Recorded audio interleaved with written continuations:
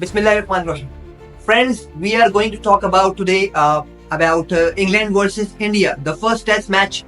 Actually, the test series is going on between England and India, and it's going to be a very crucial test series, especially for India because they are touring to the England. So the first test was very crucial, as I said, but India was very calm when they actually got themselves for the batting. They had a brilliant start because they actually scored 471 runs in the first inning. And it was, the people who know the conditions in England, it's actually very tough. It's very seeming and turning conditions in the UK. So you guys are very much aware which I'm talking about. So it's actually tough for the batsmen to face the bowlers and especially to face the England seamers. So we'll have to give credit to the Indian batting lineup, the way they batted in the first inning, especially on the opening side. If I see the batting from Yashasvi Jaiswal, he scored 101 runs. It was a maiden century by him against England, and he took 159 deliveries.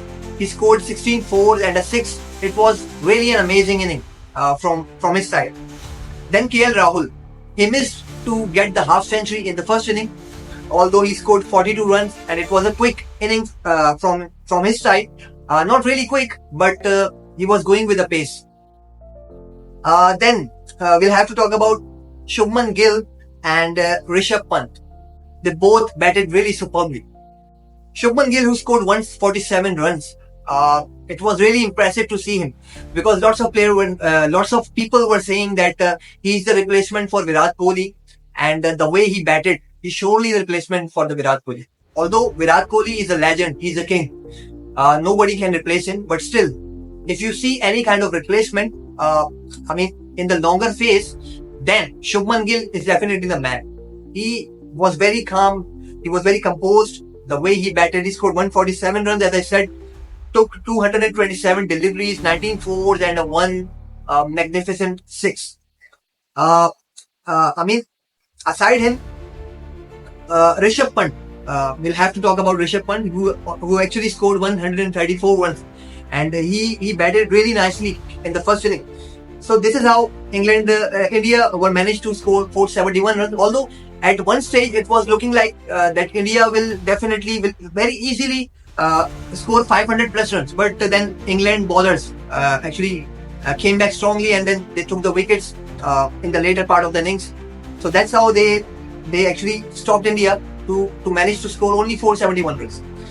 Then when England came to bat, it was the same sort of inning, just like India played in the first inning. So the key players for England were Pope, who scored 106 runs, taking 137 deliveries. And then I'll have to talk about Ben Duckett. He scored 62 runs. And then Joe Root. Joe Root actually missed today. He's the number one player in the test matches, if you talk about the batsmen in the test matches, so he is the number one player.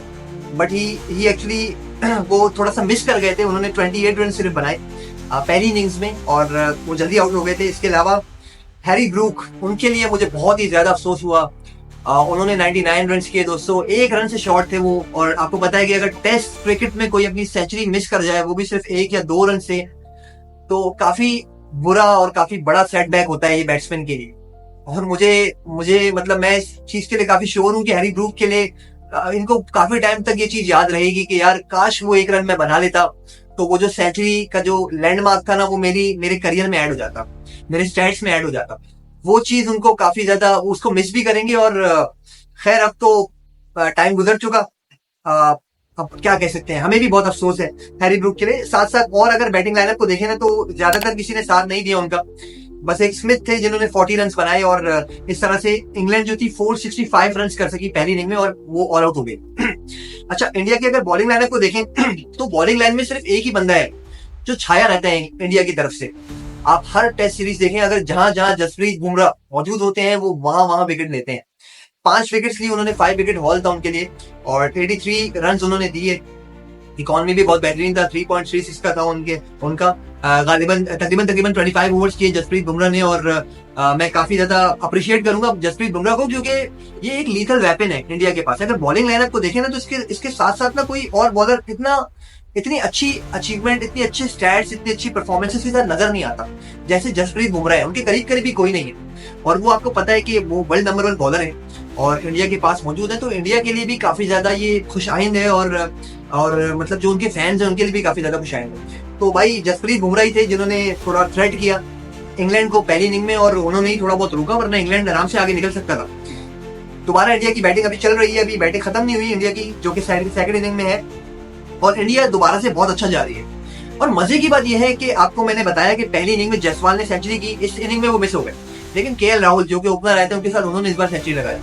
वो 137 run करके out हुए, वो गालिबन bold हुए, लेकिन बहुत ही जबरदस्त और खूबसूरत इनिंग खेली, जहां टीम को रिक्वायर्ड था उन्होंने किया वो सेकंड इनिंग में, तो वो उनकी तरफ से एक सेंचुरी आ गई। फिर उसके बाद ऋषभ पंत जो कि पहली इनिंग में भी सेंचुरी लगा चुके हैं, सेकंड इनिंग में भी उन्होंने दोबारा सेंचुरी ठोक दी, और ऐसे बहुत कम प्लेयर्स हैं जिन्होंने पहली इनिंग और दूसरी इनिंग दोनों में सेंचुरी लगाई हो, तो इस रिकॉर्ड में भी वो शामिल हो गए होंगे ऋषभ पंत। बहुत बहुत मुबारक हो ऋषभ पंत को भी और इंडिया को भी, उन्होंने 118 रन किए और फिर वो आउट हो गए। अभी अगर बैटिंग लाइनअप को देखें ना, तो करुण नैयर है जो कि मेरे फेवरेट प्लेयर हैं, मैं काफी टाइम से उनका कमबैक देखना चाह रहा था इंडिया की टीम में, और काफी टाइम के बाद हुआ है कमबैक। अभी वो 20 रन पे नॉट आउट हैं, अभी देखते हैं वो क्या करते हैं, लेकिन बैटिंग लाइनअप इंडिया की तरफ से तकरीबन खत्म हो चुकी है। 334 में उनके 5 विकेट्स वो डाउन है। रविंद्र जडेजा खड़े हुए हैं, उनको देखना होगा कि वो कितना साथ दे सकेंगे करुण नैयर का, क्योंकि इंग्लैंड की पिचेस में काफी ज्यादा मुश्किल होता है, मैंने पहले जिक्र किया था। तो बस यही है फिलहाल टेस्ट मैच की सूरत हाल। फिलहाल नजर आ रहा है कि इंडिया जो है वो थोड़ी बहुत ना मतलब मैच पे हावी है, और इंडिया के फेवर में भी मैच थोड़ा बहुत जा रहे हैं यहाँ से। अगर इंडिया यहाँ पे कामयाब होती है 400 प्लस टारगेट देने में इंग्लैंड को, तो फिर ज्यादातर चांसेस रहेंगे कि इंडिया इस टेस्ट मैच को विन करे। और मैं उम्मीद करता हूँ कि चूंकि इंडिया हमारा हमसाया मुल्क भी है और हमारे साथ क्रिकेटिंग राइवल भी है, तो मैं ये नहीं कहता कि इंडिया को मैच हारना चाहिए। मुझे तो खुशी होती है जब इंडिया जीतता है, एक स्ट्रॉन्ग टीम बन के सामने आते हैं हर बार, और मुझे इस चीज की बड़ी खुशी होती है, क्योंकि जब फिर पाकिस्तान और इंडिया का मैच होता है ना, तो उसकी फिर बात ही अलग होती है। तो मैं उम्मीद करता हूँ कि जैसे हम सोचते हैं वैसे इंडियन फैंस भी सोचते होंगे पाकिस्तानी क्रिकेट टीम के बारे में। दोस्तों उम्मीद करता हूँ आपको वीडियो पसंद आई होगी इंशाल्लाह। इस तरह की इंटरेस्टिंग वीडियो के साथ इसके नेक्स्ट पार्ट 2 में हम दोबारा हाजिर होंगे। वीडियो को लाइक कीजिएगा, हमारे चैनल को सब्सक्राइब करें। मिलेंगे इंशाल्लाह फिर नेक्स्ट टाइम, जैसे कि मैंने जिक्र किया। तब तक के लिए अल्लाह हाफिज।